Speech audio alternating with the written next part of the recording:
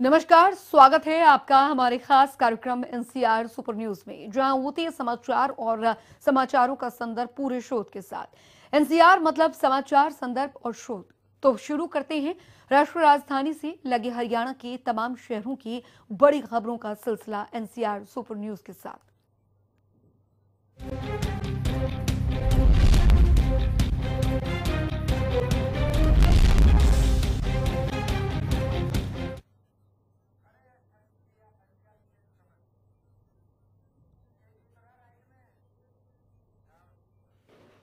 सबसे पहले बात साइबर सिटी के गुरुग्राम की करेंगे। गुरुग्राम में जमीन खरीद धोखाधड़ी मामले में पूर्व सीएम हुड्डा और साथी रॉबर्ट वाड्रा पर एफआईआर दर्ज होने पर केंद्रीय राज्य मंत्री राव इंद्रजीत सिंह ने प्रतिक्रिया देते हुए कहा कि भूपेंद्र हुड्डा पर पहले भी कई एफआईआर दर्ज हो चुकी है। मामले में कानून अपना काम कर रहा है, जो भी दोषी होगा उसके खिलाफ सख्त कार्रवाई की जाएगी।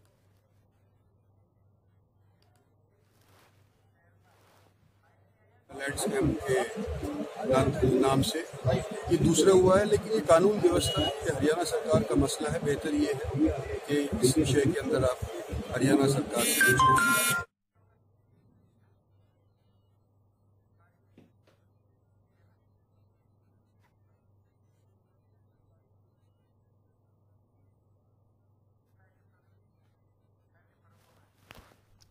तो हुड्डा पर पहले भी एफआईआर दर्ज हो चुके हैं, कानून अपना काम कर रहा है।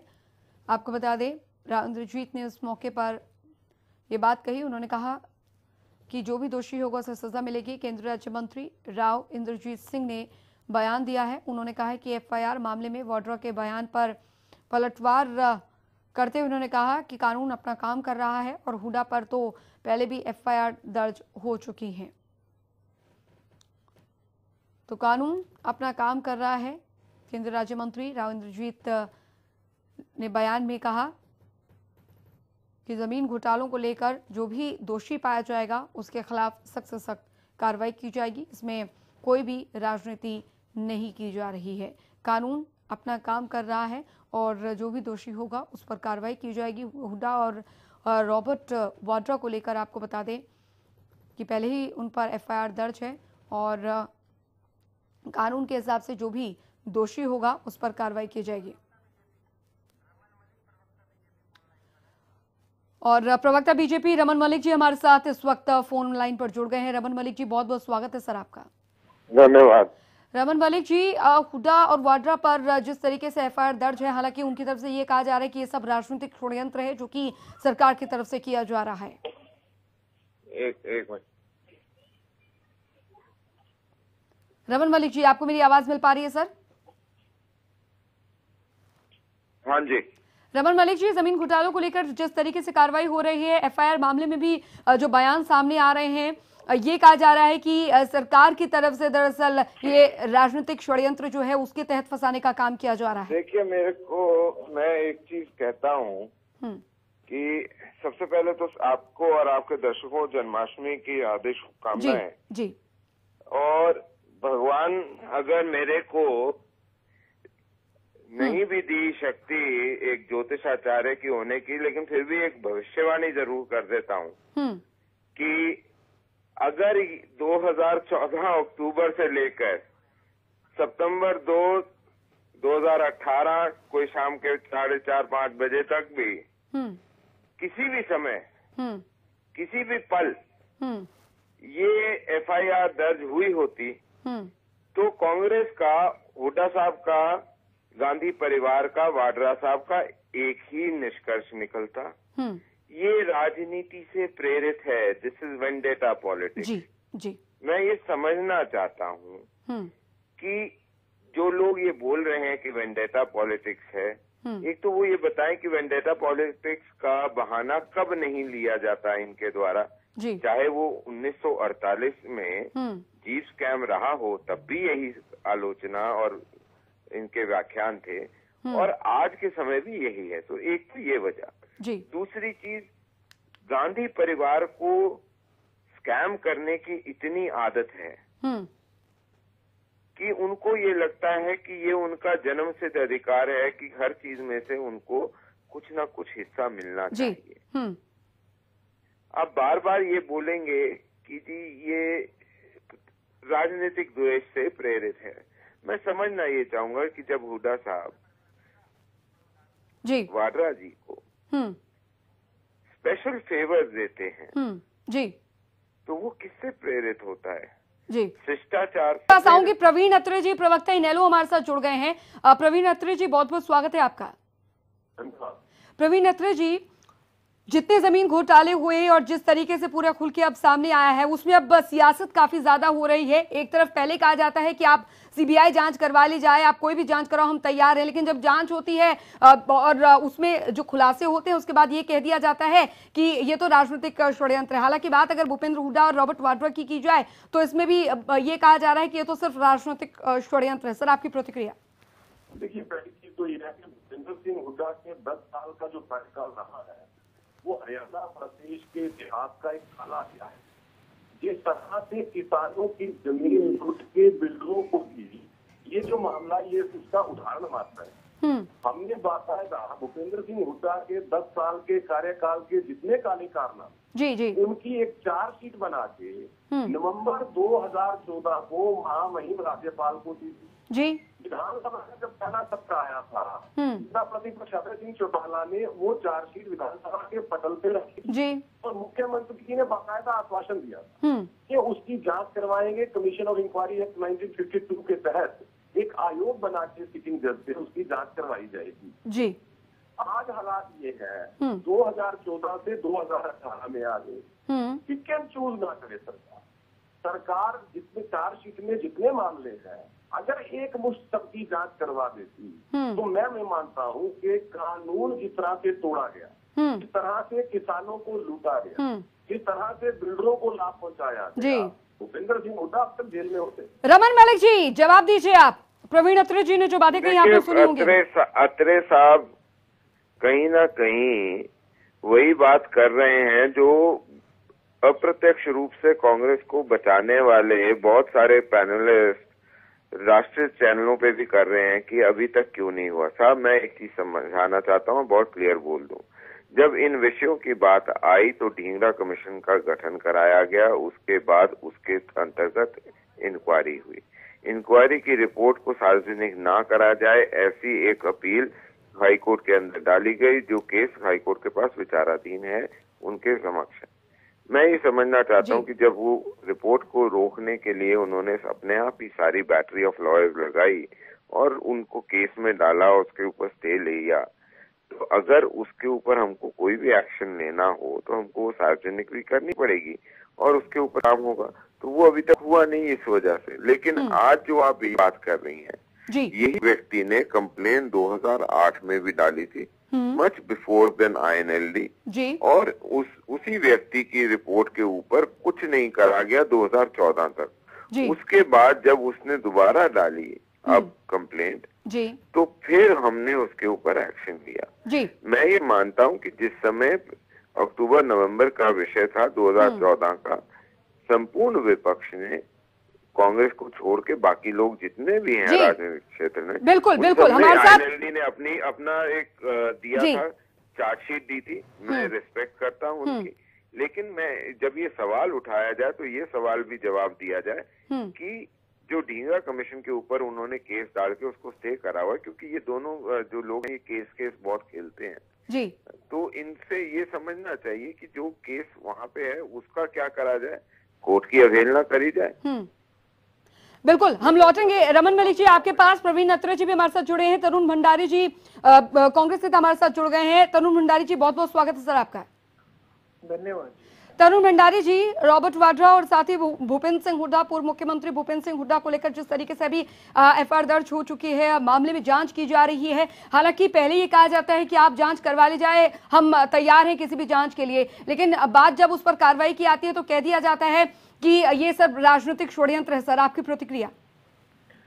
ऐसा कि भारतीय जनता पार्टी को 4 वर्ष हो गए इनकी सरकार बने हरियाणा में। मैंने कहा था ना जी, महीने बाद कोई ऐसी कार्रवाई करते हैं जिनसे जनता का ध्यान भटक जाए, क्योंकि ये सरकार जनता, मैंने भविष्यवाणी करी थी आपके प्रोग्राम पे, अभी भविष्यवाणी करी। जी आप रुकेंगे? आप रमन जी सुन लेते हैं तरुण भंडारी जी। तरुण जी आप कहिए, तरुण जी आप कहिए बात।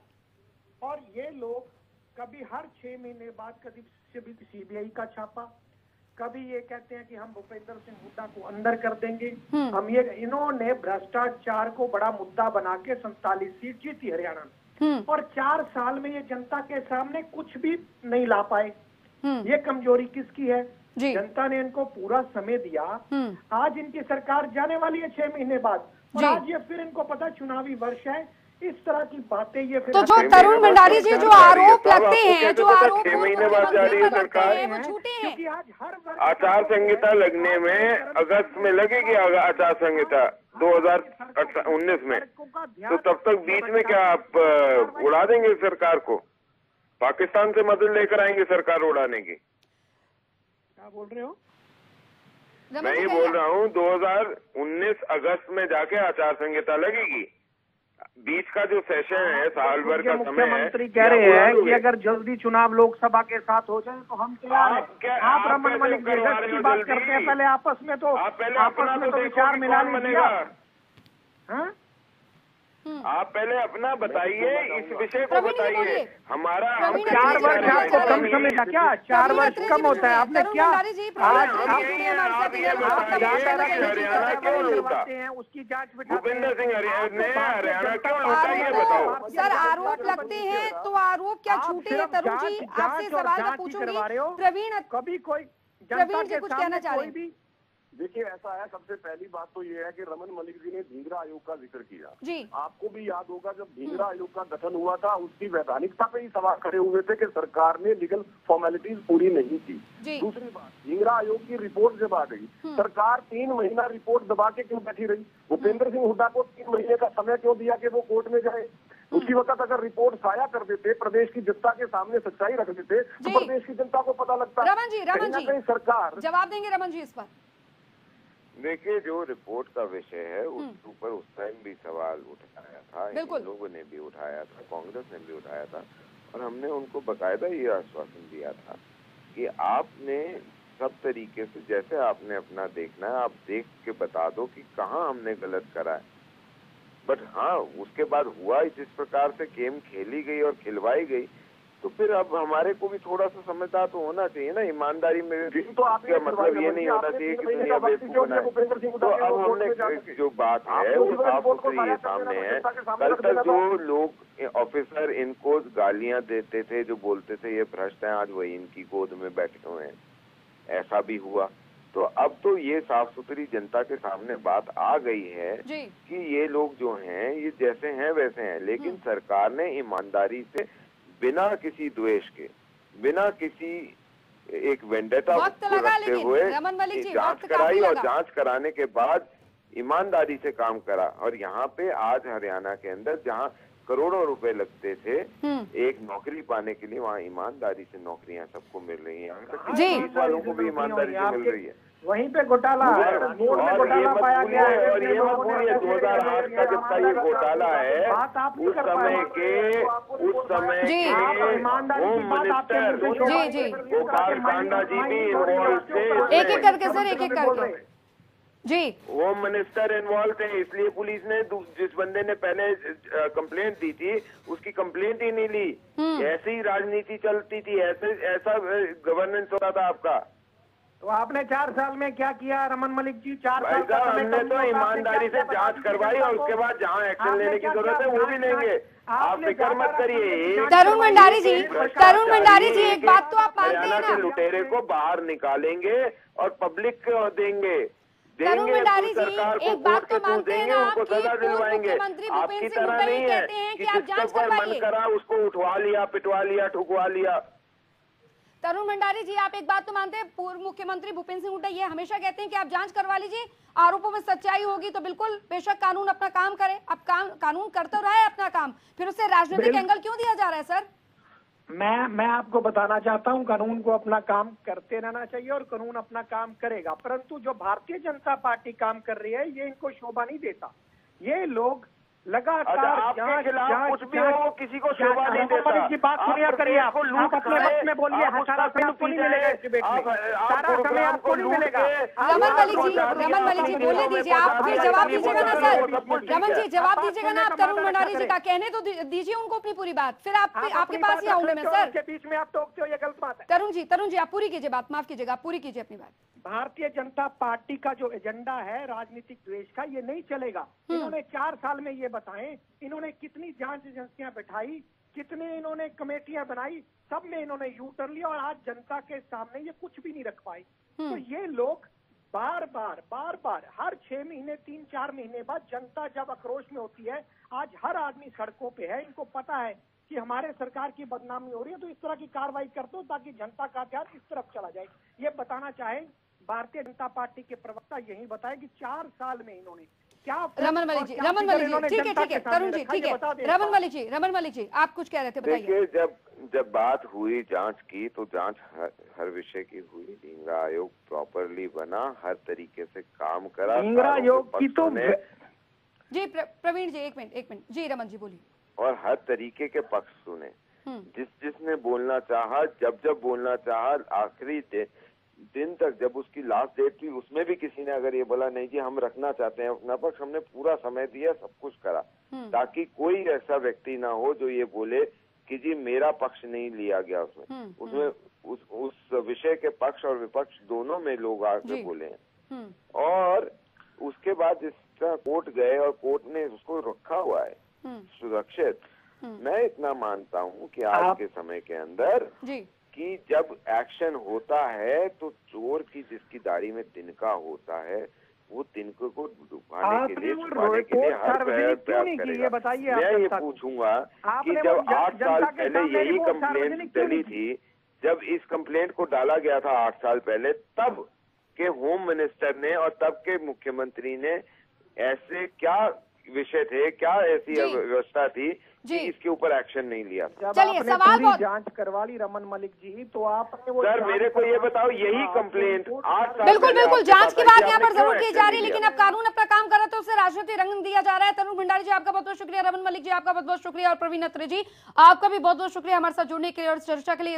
इसी के साथ इस बुलेटिन में अभी फिलहाल इतना ही, एक ब्रेक, लेकिन जनता टीवी पर खबरों का सिलसिला लगातार जारी है।